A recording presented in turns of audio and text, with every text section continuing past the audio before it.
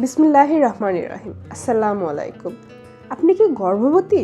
বিশেষ করে আপনি যদি গর্ভাবস্থার প্রথম 3 মাসে থাকেন, তাহলে নিশ্চয়ই এই সময়টাতে এসে আপনার মনে একটা প্রশ্ন ঘুরপাক খাচ্ছে।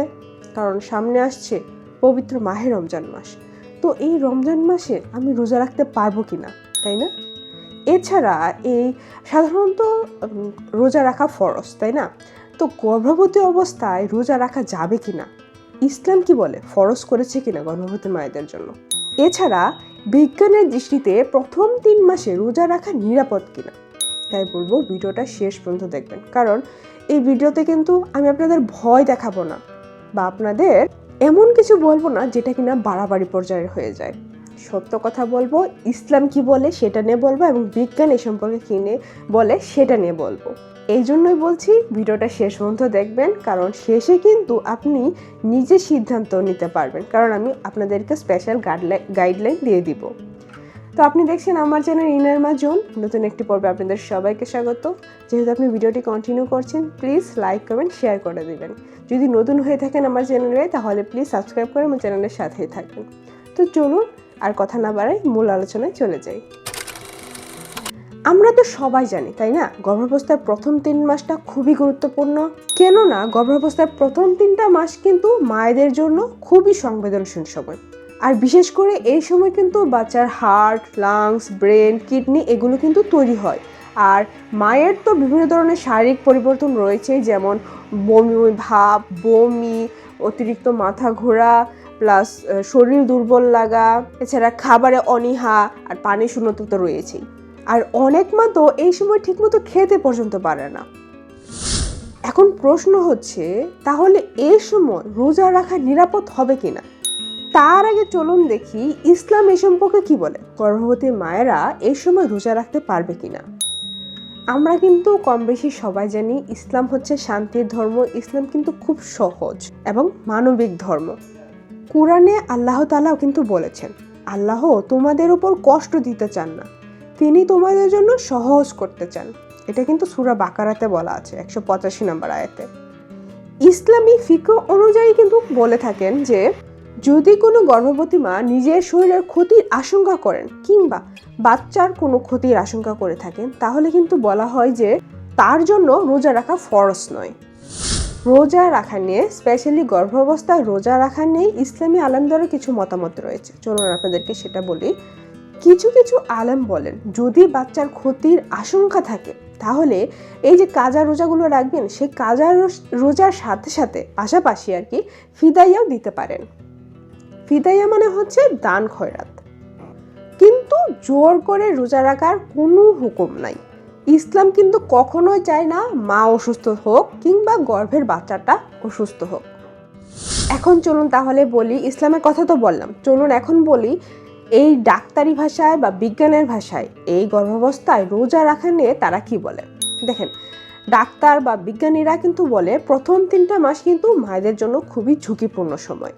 কারণ এই সময় কিন্তু মিসক্যারেজ হয়, মায়েদের নানাবিধি শরীরের নানা সমস্যা দেখা দেয়, তাই না? সেই জন্য কিন্তু বলা হয়ে থাকে এই প্রথম 3টা মাস খুবই ইম্পর্টেন্ট আর খুবই ঝুঁকিপূর্ণ। এখন যদি আপনি রোজা রাখেন, দীর্ঘ সময় যদি আপনি না খেয়ে থাকেন, তাহলে আপনার কিন্তু ব্লাড সুগার কমে যেতে পারে। এছাড়া আপনার ডিহাইড্রেশন হয়ে যেতে পারে, যার ফলে কি হবে, আপনার মাথা ঘোরা লাগবে, আপনার শরীর দুর্বল লাগবে। এছাড়া আপনার বমির পরিমাণও বেড়ে যেতে পারে, প্লাস আপনার রক্তচাপ কমে যেতে পারে। কিন্তু সবচেয়ে বড় ঝুঁকি কি জানেন? সবচেয়ে বড় ঝুঁকিতে থাকে বাচ্চা। হ্যাঁ, বাচ্চা। কারণ বাচ্চার গ্রোথটা তখন স্লো হয়ে যায়। এছাড়া অনেক সময় দেখা যায় কি, বাচ্চার ওয়েটটা ঠিকমতো বেড়ে ওঠে না। তবে আমি পার্সোনালি বলবো আপনি চাইলে রোজা রাখতে পারেন, কিন্তু আপনি যদি সুস্থ থাকেন তাহলে রাখতে পারেন। আর বাচ্চার গ্রোথের যে কথাটা বললাম, আপনি যদি রোজা রাখার পরে আপনি ঠিকমতো খাবার খেয়ে, আপনি যদি কনফিডেন্স থাকে আপনি খাবার খেয়ে ঠিকমতো পর্যাপ্ত খাবার খেয়ে সেটা ফিল আপ করতে পারবেন, তাহলে আপনি রোজা রাখতে পারবেন। তাহলে বাচ্চার ওয়েট নিয়ে এত চিন্তা করতে হবে না। আর একটা ঝুঁকিও কিন্তু আছে অতিরিক্ত দুর্বল মায়েদের ক্ষেত্রে। তাদের কিন্তু গর্ভপাতের ঝুঁকি থেকে যায়, তবে সবার ক্ষেত্রে না, কিছু কিছু ক্ষেত্রে। তবে বিশেষ করে আপনি যদি ঠিকমতো খেতে না পারেন, আপনার যদি হিমোগ্লোবিন কম থাকে, এছাড়া আপনার যদি প্রচুর বমি হয়ে থাকে, এছাড়া আগে আপনার গর্ভপাতের ইতিহাস থেকে থাকে, তাহলে কিন্তু তখন ডাক্তাররা রোজা না রাখার কথাই বলে থাকে।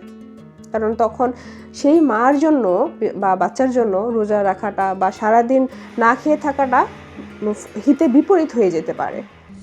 তাহলে এখন প্রশ্ন হচ্ছে, আপনি রোজা রাখবেন কি রাখবেন না, তাই না? উত্তর কিন্তু একটাই, সব মায়ের জন্য কিন্তু সিদ্ধান্ত এক নয়। কারণ সব মা কিন্তু একরকম নয়। কারোর কনফিডেন্স থাকে না আমি পারবো, কারোর বমি হয় না, শরীর এতটা দুর্বল হয় না, সে কিন্তু চাইলেই রাখতে পারবে। আবার অনেকে আছে যে খুব দুর্বল, মানে সে অল্পতেই হয়ে যায়, মানে মুড সুইং হয় বা তার প্রচুর বমি হয়, শরীর দুর্বল লাগে, চাইলেও কিন্তু সে রাখতে পারবে না।